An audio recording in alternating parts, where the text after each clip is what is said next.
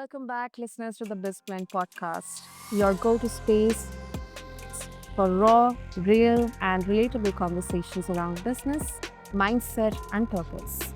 I'm your host, Sana, and today we are diving into a very powerful topic that's often overlooked, but it is absolutely vital: the connection between mental health and business performance. And our guest today is someone whose story will inspire you to stop sitting on the sidelines of your life and step boldly into leadership, starting with yourself. Listeners, meet Sean McManus. He is a devoted family man, entrepreneur, and the founder of the McManus Strength and Nutrition. Well, he left the corporate grind to help Christian men reclaim their strength physically, mentally, and spiritually, so they can lead themselves and their families with clarity and conviction. And as someone who also believes that purpose starts within, I am thrilled to unpack this conversation about what really fuels performance, not just in business, but in life. So, with that, Sean, welcome to the show. And it is such an honor having you with us today. Sana, thank you so much. It's a pleasure to be here with you, and it's a pleasure to be here to serve your audience today. Lovely, lovely. So, Sean, you talk about Christian men standing on these sidelines of life. So, in your journey, what were the pivotal moments which made you say that enough is enough? And how did that fuel your business vision?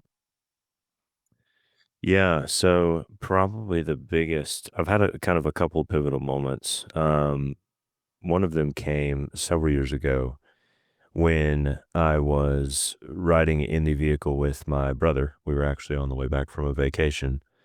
And at the time, I was working in the corporate world, and he was running a business. And he just asked me point blank, he said, "What are you doing?" And I said, "What do you mean?" And he said, "Well, you've gotten really comfortable." And I said, "Okay, well, what are you talking about?" And he said, "Well, this job that you're working," he's like, "is it going to take you anywhere?"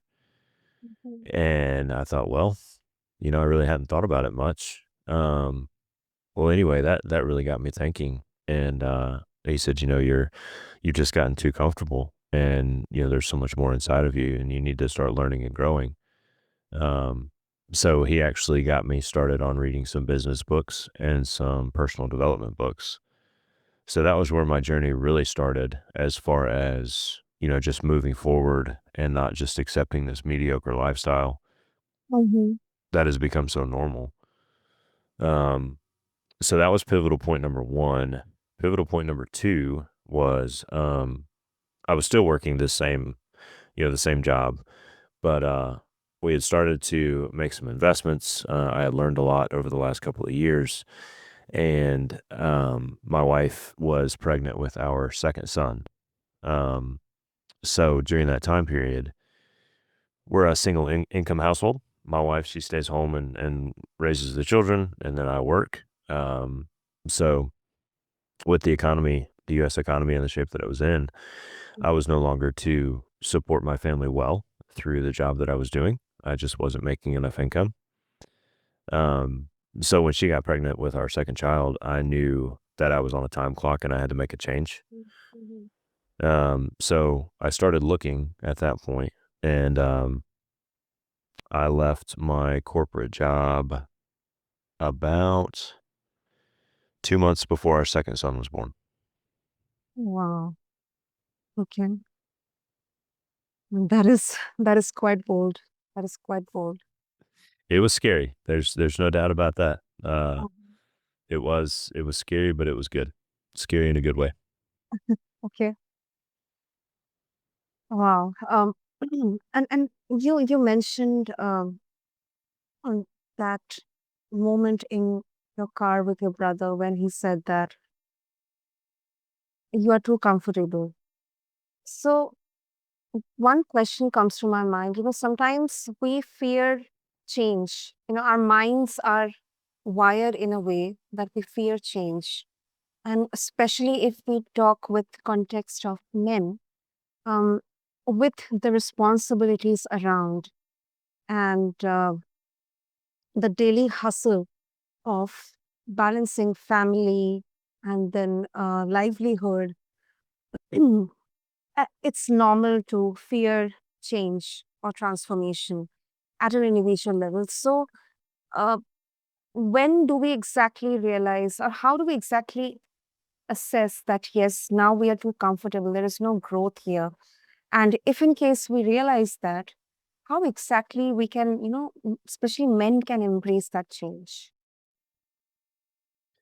I think the first step in that process in deciding on whether or not you're too comfortable is, taking a step back and looking at your life from like just kind of a higher level view and looking at each individual area in your life. So, if you're married, looking at your marriage, if you're Christian, looking at your relationship with Christ, uh, looking at your relationship with yourself as a man, looking at your relationship with your kids, looking at your relationship with your career, and just taking a step back and looking at those things and understanding whether or not you are happy with where those things are.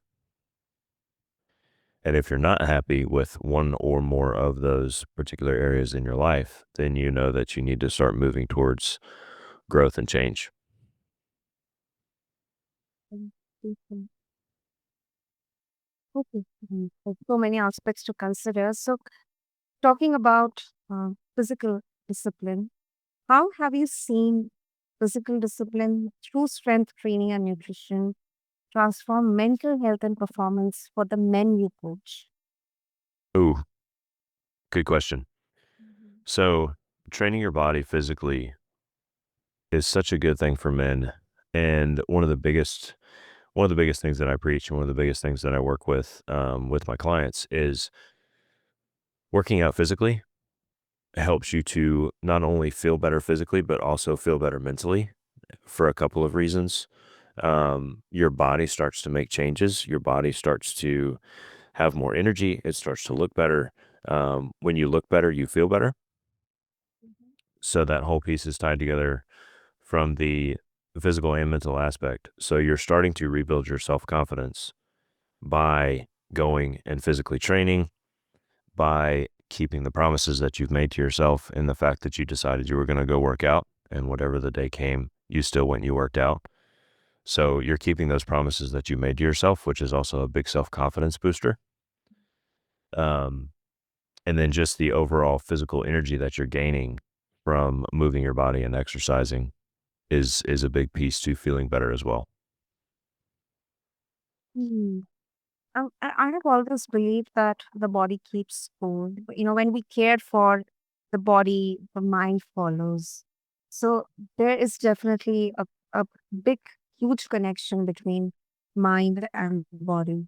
And apart from mind and body, the spiritual aspect also comes into the picture. So, in your work, Sean, how do faith and fitness intersect when it comes to building mental resilience and leadership in business and at home as well? Yeah. So as far as the mental resilience, that just comes back to you deciding to be disciplined with your physical fitness, even on days that you don't feel like it. So Mm. when you're training and you decide to do that training, even when you don't feel like it, that is you telling yourself and teaching yourself that you can trust yourself. And the more that you trust yourself, the easier it is to be mentally resilient. And as far as the faith piece goes, the one of the biggest aspects of that is, God has given us these bodies and it's almost like we have them on loan because we're not in them for forever. So when you're not taking care of yourself and taking care of your physical body, feeding it good nutrition, exercising it regularly, keeping it in good shape, you're not stewarding the gift that God gave you well.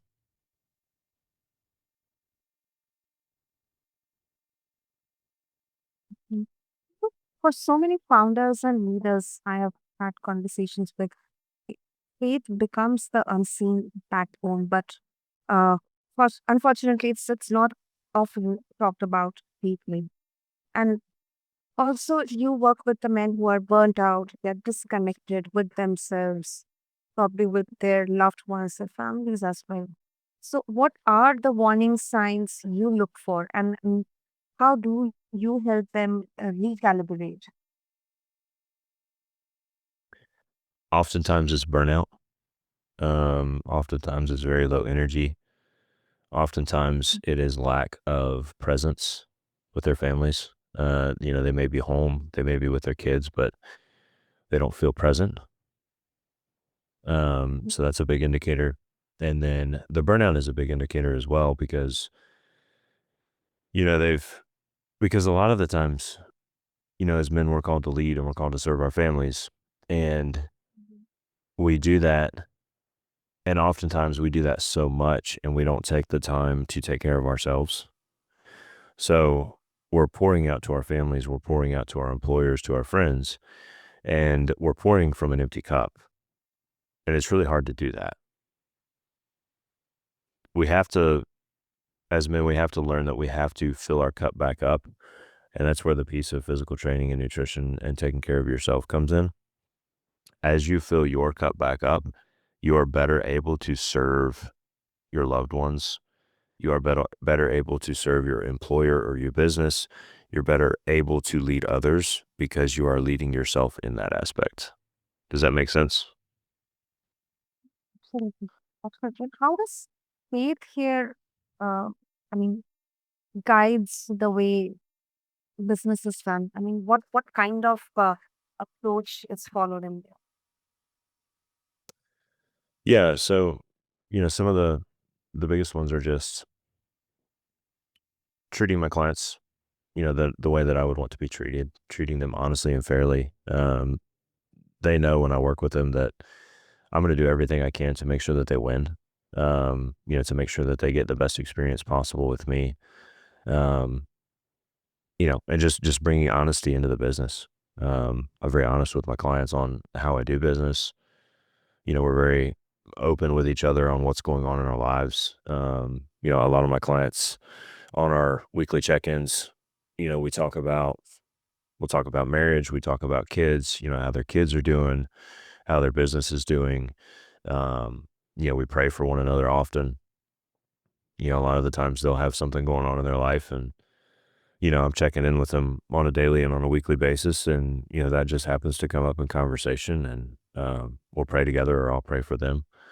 So that's a big way that we've been able to keep faith a big part of the business. Yes, mhm. And as you mentioned that, men, they pray for each other, they seek well-being for each other. So I guess community does play a very important role in keeping men and entrepreneurs accountable to their growth. So how exactly what kind of approach you follow in building a very strong, collaborative community? Okay, could you repeat that one more time?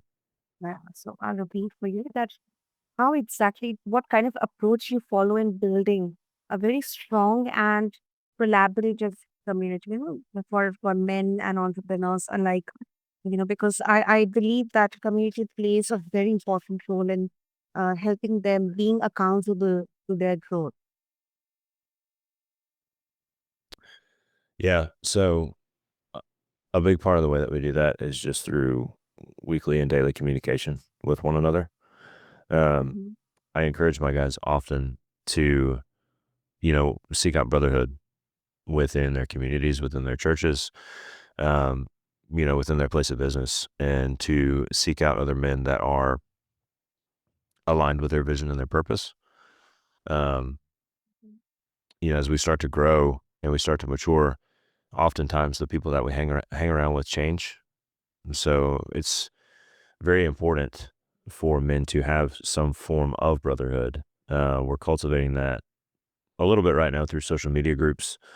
And, oftentimes we'll do challenges, whether it be like a 7-day challenge. We've done a 12-week challenge where we get a bunch of guys together in, a group in a messenger app, and we're posting regularly and encouraging each other and keeping each other accountable. So those challenges have been good good community outreach options for men. Definitely, definitely. And on a bit of a different perspective, some would say that business success it requires grind, hustle, and pushing past your limits. Yet you teach a faith-led, disciplined approach, which is rooted in sustainability. So, how do you respond to this hustle harder culture? Yeah, so there's a couple different pieces to that. One of them is there is a time and a season where you absolutely have to work. Um, and the biggest piece with that is just making sure that that season doesn't last forever. So when you're building a new business, there's going to be more work required than when that business is established. And not only that, but when you're new in business, there's not a lot of cash flow. So, you as the business owner are taking on every piece of the business versus being able to delegate, or hire people to handle things that, are not quite as, I don't want to say not as important, but that don't really need your attention as the business owner. But when you're early on, you have to do all of those things. So there is a season that requires a lot of work. Now, the other piece to that is during that time, you can't neglect your family. So for me, the biggest thing that's been helpful for me is just setting a time at the end of the day to stop work and put down my phone, get off the computer, go be with my wife, go be with my kids, and be present. And I think the big piece of that is even if you're in the season that requires a lot of work, when you are with your family, make sure you're actually present with your family and spending good quality time with them. And then the final piece that I'll add to that is, as Christians, we do have to trust God. So if you're doing something that you feel like God has called you to do, at some point you do just have to trust him. Now that doesn't mean that you don't work because you have to work. But you have to remember that there is a God and you're not him. And not that influencing, but even in both world, definitely entrepreneurs have to, men have to work harder, hustle harder. Yet, they need to find time, make time to spend with their family and loved ones. So that's really, really, I mean, it is tough, but that harmony exactly is what brings us closer to ourselves and to our families. Yeah. And to God, of course.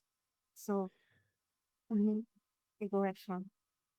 I was just gonna say the other piece that I wanted to add there is if you're an entrepreneur and you're building your business, um, make sure that your business serves your family and not the other way around. So you don't want to build a business that your family has to serve. You want to build a business that serves your family. So don't lose sight of that during the process. Indeed.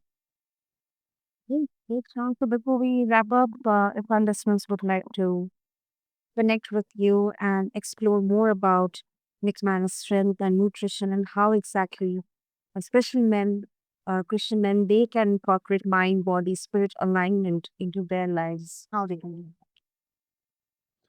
Yeah, absolutely. So social media is the best way to get a hold of me. I'm on, I think almost all the platforms. I'm not very active on LinkedIn, but Facebook at Sean McManus, um, and then X and Instagram at the Sean McManus. Any of those platforms are fine. it. I have all the links and details mentioned in the show notes. And Sean, thank you so much for this rich, powerful, straightforward conversation. And, really, really you showed us that real leadership doesn't begin in the boardroom. It begins with our families, in the gym, in faith, in community, and in the quiet moments where we choose to rise. So thank you so much. Absolutely. It's been a pleasure to be with you guys. And, you know, leadership starts with yourself and then it starts in your home. And then from that point, you can better run your business. And to all of our listeners, if today's conversation with Sean sparked something in you, maybe it's time to check in with your mind, your body, and your beliefs, because your business is only as strong as the leader behind it. Until next time, keep blending heart with hustle and purpose with performance. This is BizBlend with Sana. Catch you soon. Thank you.